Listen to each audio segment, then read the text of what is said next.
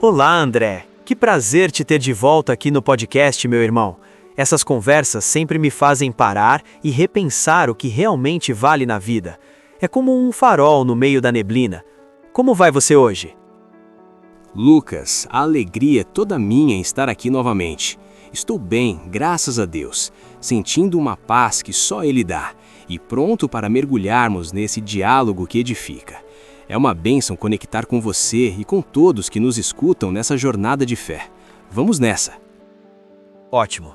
Antes de entrarmos no coração do episódio, que tal você nos levar em uma oração inicial?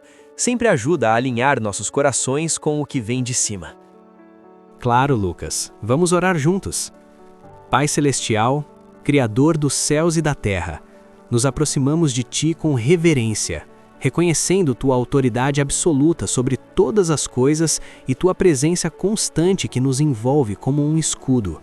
Senhor, estamos cientes de que a guerra espiritual é feroz e incansável, sombras que tentam nos envolver, mentiras que ecoam nos momentos de fraqueza, batalhas internas que nos desafiam dia após dia.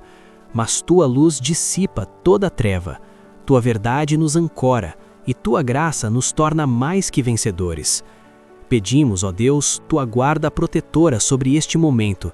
Concede-nos discernimento aguçado para distinguir o certo do errado, sabedoria divina para navegar pelas complexidades da vida e uma paz que transcende todo o entendimento, guardando nossos pensamentos e emoções.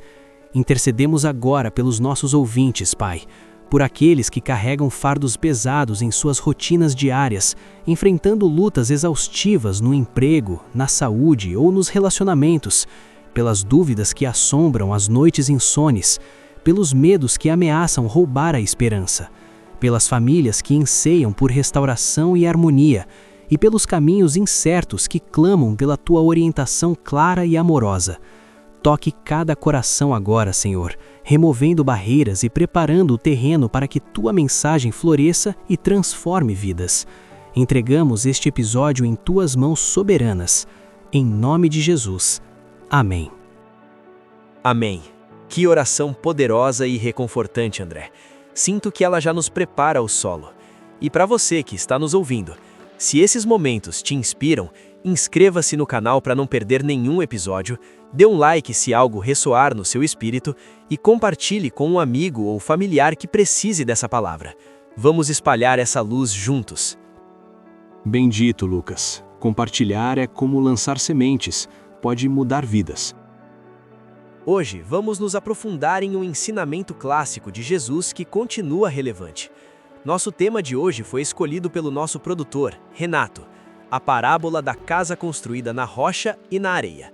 Mas, para abrir bem o caminho, me veio à mente uma pergunta espiritual profunda que conecta tudo isso. André, como é que algo tão cotidiano como construir uma casa pode revelar verdades eternas sobre a nossa alma e a nossa relação com Deus? Parabéns ao produtor Renato pelo tema. Lucas, que pergunta provocante e essencial. Ela nos leva direto ao coração do que Jesus queria ensinar. Para responder, vamos começar pelo básico, pelo mundo natural que todos conhecemos, porque Jesus escolheu essa imagem de propósito. É algo palpável, que qualquer um pode visualizar. Vamos refletir juntos sobre como uma casa é realmente construída, passo a passo, para entendermos o peso das escolhas envolvidas. Imagine que você está planejando erguer uma casa. Não começa com as paredes ou o telhado. Tudo inicia no terreno. O cuidado com o solo é crucial. Você precisa inspecionar, testar, analisar. É um chão firme, com boa drenagem, capaz de suportar peso? Ou é arenoso, solto, sujeito à erosão? Muitos, na pressa de ver resultados rápidos, ignoram isso. Escolhem um lote bonito à beira de um rio ou numa praia, onde a areia parece convidativa, plana, fácil de trabalhar, sem obstáculos aparentes. Mas aí reside o perigo invisível. Construir apressadamente sobre um terreno frágil é como ignorar sinais de alerta. Você pula etapas, economiza tempo e dinheiro no começo, mas planta sementes de desastre. O alicerce é o herói anônimo da construção. É onde se investe o grosso do esforço inicial.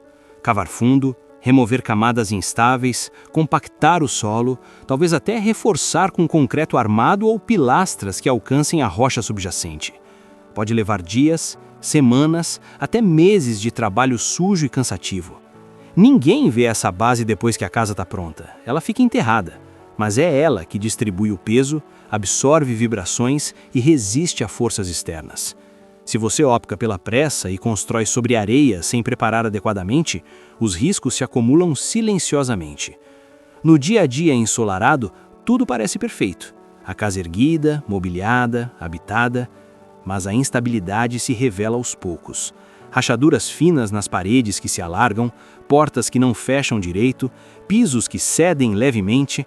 E quando vem uma chuva forte ou uma inundação, o solo arenoso se dissolve, vira lama movediça, a estrutura afunda, inclina e o colapso pode ser catastrófico. Perdas materiais imensas, móveis destruídos, investimentos evaporados, custos de reconstrução que dobram ou triplicam, prejuízos emocionais, o trauma de perder o lar, a insegurança que fica, famílias desabrigadas. E pior, riscos à vida, desabamentos que ferem ou matam. É um prejuízo total, irreversível. Tudo porque o fundamento foi negligenciado. O ouvinte pode sentir isso. A areia engana com sua suavidade inicial, mas cobra um preço alto quando testada. Uau, André! Isso me faz visualizar o peso real dessa escolha errada. Dá um frio na espinha pensar nos prejuízos que vêm do nada, só porque o começo foi frágil. E é aí que Jesus transforma isso em algo espiritual, certo? Como ele conecta essa construção natural à nossa vida com Deus? Precisamente, Lucas. Jesus, em Mateus 7, 24 a 27, usa essa imagem cotidiana para uma lição eterna, porque o natural espelha o espiritual. Ele diz: todo aquele, pois, que escuta estas minhas palavras e as pratica, será comparado a um homem prudente, que edificou a sua casa sobre a rocha. Desceu a chuva, transbordaram os rios, sopraram os ventos e deram com ímpeto contra aquela casa, que não caiu, porque estava fundada sobre a rocha. E todo aquele que escuta estas minhas palavras e não as pratica, será comparado a um homem insensato, que edificou a sua casa sobre a areia. Desceu a chuva, transbordaram os rios, sopraram os ventos e deram com ímpeto contra aquela casa, e caiu, e foi grande a sua queda. Vamos dissecar isso com profundidade, mantendo a parábola como nosso eixo central. Aqui, Jesus contrasta dois tipos de construtores, dois tipos de pessoas que ouvem sua palavra. O homem prudente, que constrói sobre a rocha, representa aquele que não só ouve, mas pratica com obediência e perseverança. No espiritual, a rocha é Cristo mesmo, como Paulo afirma em 1 Coríntios 3:11. Porque ninguém pode lançar outro fundamento além do que já está posto, o qual é Jesus Cristo. Construir na rocha significa cavar fundo na fé, remover o superficial, pecados ocultos, desculpas convenientes, tradições religiosas vazias e ancorar a vida nos ensinamentos de Jesus. É um processo demorado, como no natural. Exige esforço diário, oração consistente, obediência em pequenas decisões. Os benefícios são imensos, estabilidade eterna. Quando as provações vêm, e virão, a casa espiritual resiste. Não significa ausência de dor, mas vitória sobre o colapso. Paz interior que permanece, relacionamentos fortalecidos pela graça, testemunho que inspira outros e, no fim, uma herança eterna segura. Como o Salmo 62:2 diz: só Ele é a minha rocha e a minha salvação, é a minha fortaleza, não serei grandemente abalado. A rocha oferece proteção duradoura, crescimento sustentável e frutos que perduram. Já o homem insensato constrói na areia, um terreno instável, guiado pela aparência, pela pressa e pela conveniência. No espiritual, a areia simboliza um fundamento frágil, fé superficial, obediência seletiva, onde se ouve a palavra, mas não a vive. É o cristão que conhece não furtarás, mas compromete a integridade no trabalho, que sabe perdoai, mas nutre amargura, Parece fácil no começo, vida religiosa externa sem o custo da transformação interna.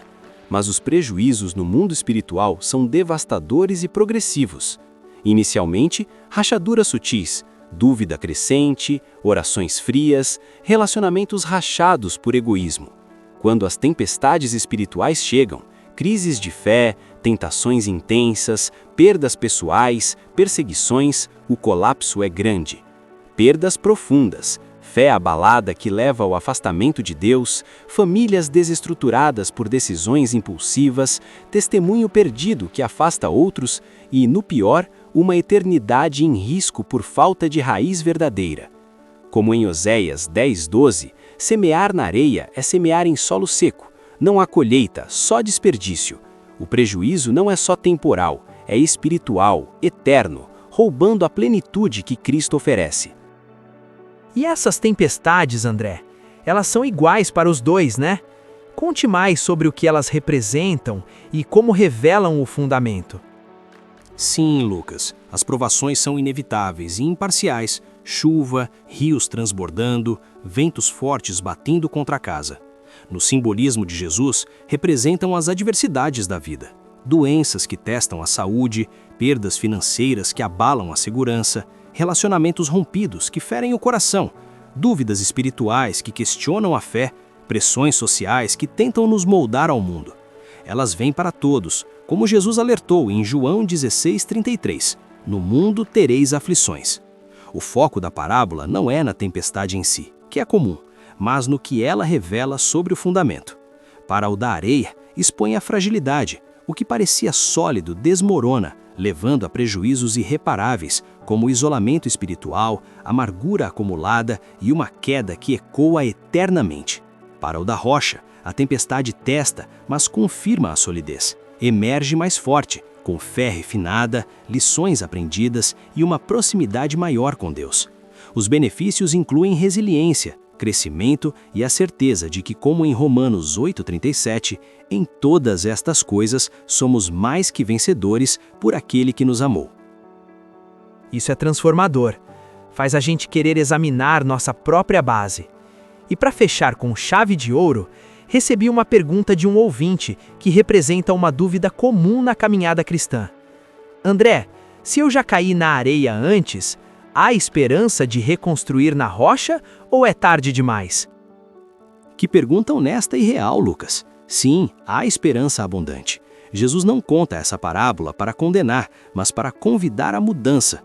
Se você reconhece a areia em sua vida, comece agora. Arrependa-se, busque a graça de Cristo e pratique seus ensinamentos dia a dia.